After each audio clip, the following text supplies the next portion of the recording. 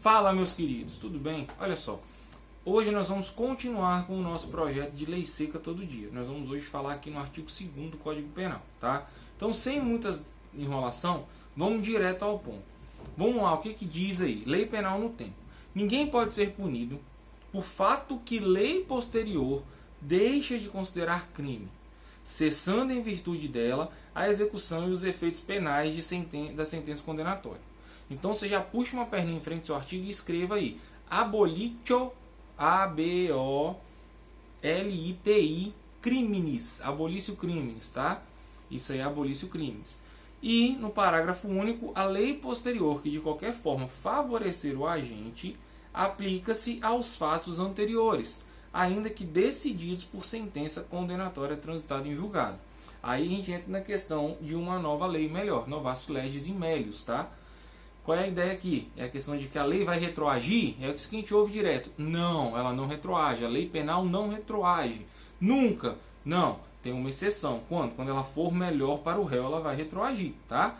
Então, uma lei nova que deixa de considerar crime uma conduta anteriormente considerada crime, ela vai retroagir, beleza? Então, vamos lá. Abolício crimes. Qual é a ideia? Abolício crimes é o seguinte. Alguns pontos que você tem que saber. Quando a abolício crimes existe, né, ela vai até extinguir punibilidade, vai fazer tudo.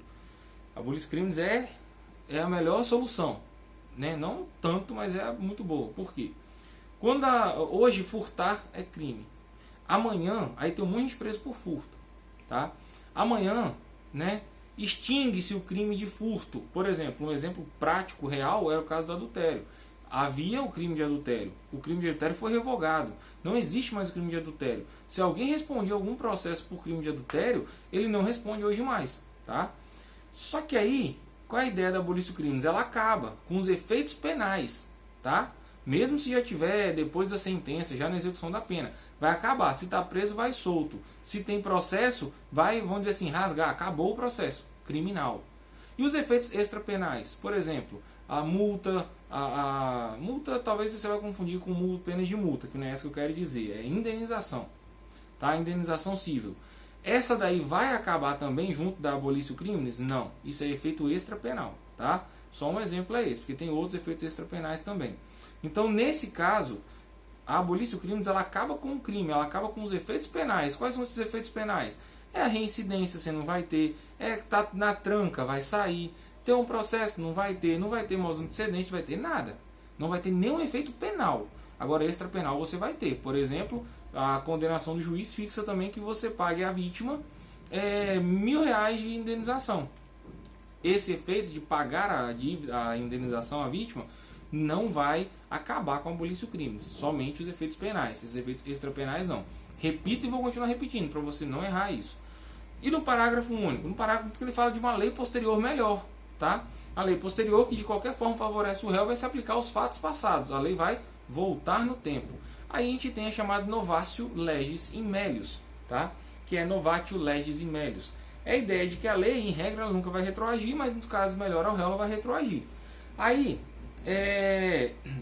tem aí uma questão que fala o seguinte, que quando a gente entra nessa questão de retroatividade, a gente tem que também falar da ultratividade, né? Mas aí eu vou trazer em outro aspecto, outra aula, porque a gente aprofunda um pouco mais na doutrina isso, que é retroatividade e ultratividade, né?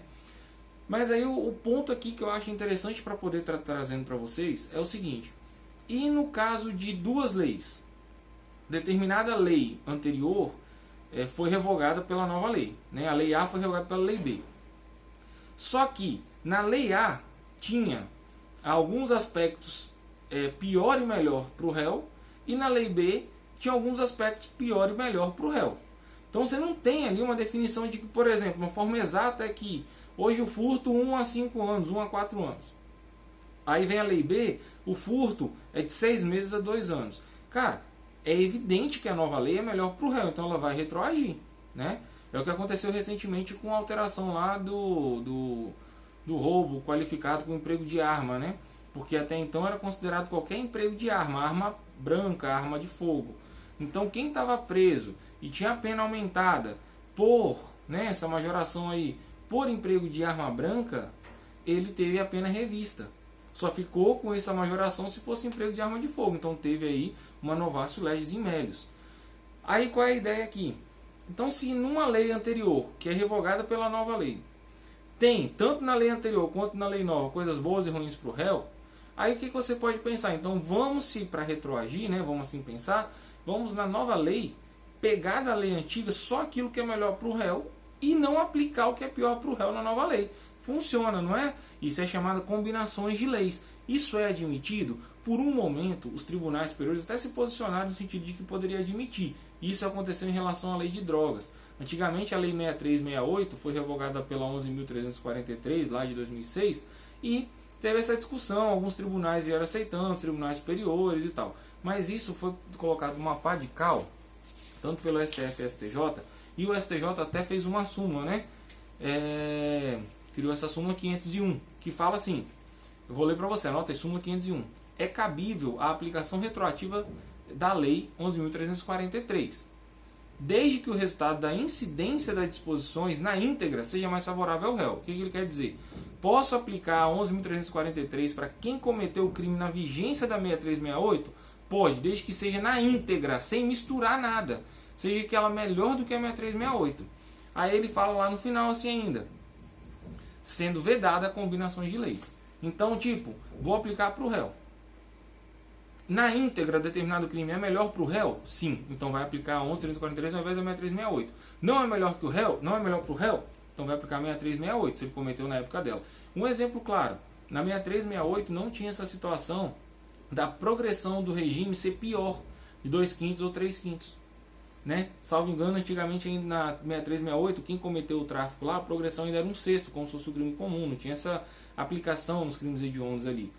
Então, para o réu, a progressão do crime baseado na 6368 era melhor. Tá? Aí então você vai fazer o quê? Você vai aplicar hoje, dependendo do crime, tráfico de droga hoje, salvo engano, é melhor na nossa lei, só que a progressão é pior. Já no uso de droga, antigamente era punido com crime. Hoje não tem pena. Então você vai aplicar qual hoje no uso de droga? Artigo 28 da atual lei, e não da lei 6368, mesmo que ele tenha cometido o uso de droga lá na época da 6368, porque o uso naquela época tinha uma pena. Hoje nós não temos a pena especificamente de reclusão e nada. Nós temos medidas, né? Nós temos aí algumas aplicações de penalidades, mas que não gera prisão, tá? Está no artigo 28. Então, isso que é a ideia da lei melhor ser aplicada, tá? E essa combinação de leis é permitida? Não. A súmula 501 do STJ fala isso.